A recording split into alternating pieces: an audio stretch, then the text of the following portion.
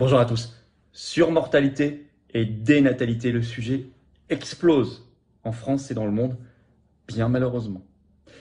Mais il faut que ce sujet vienne. Et oui, il faut le mettre sur la table. Il faut briser cette chape de plomb, cette omerta qui existe dans certains pays comme la France, alors que dans d'autres pays, les langues se délient. La presse en parle, les politiques aussi. Pas en France, pas encore.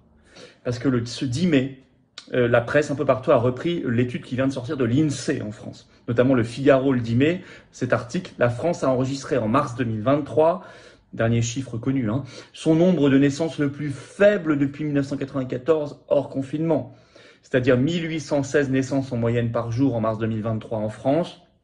Le Figaro précise un nombre inférieur de 7% par rapport à mars 2020. Mais vous savez, déjà l'année 2022 a été une catastrophe du point de vue de la dénatalité en France.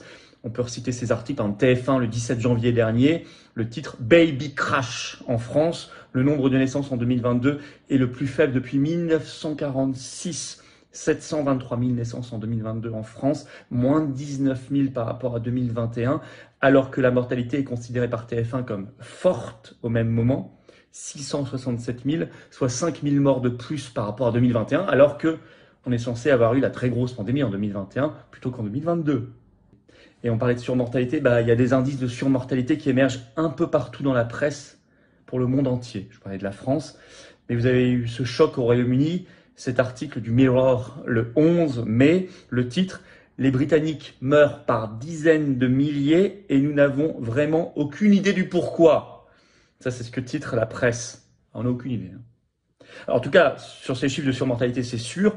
Ils se fondent sur les chiffres de l'ONS, l'Office for National Statistics, qui est un peu l'INSEE britannique, et qui parle de 32 441 décès excédentaires en Angleterre et au Pays de Galles, rien que ces deux nations.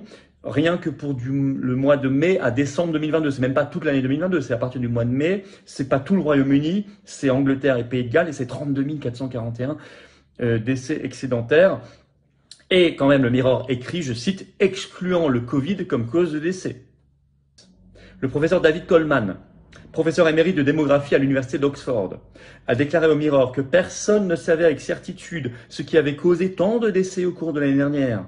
Il a souligné qu'après le Covid, la population du Royaume-Uni avait été modifiée par le décès d'une proportion importante de personnes âgées à cause du virus.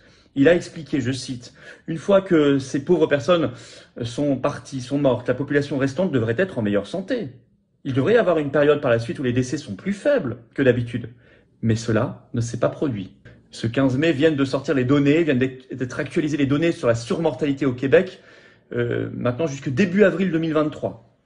Ces données officielles du Québec ont été repérées par le docteur Lisa Yanaton, alors qui est pas du tout anti-covidiste, qui est même plutôt covidiste. Donc vraiment, on peut pas dire elle a un biais, etc. Non, elle est très covidiste. J'ai vu tout ça.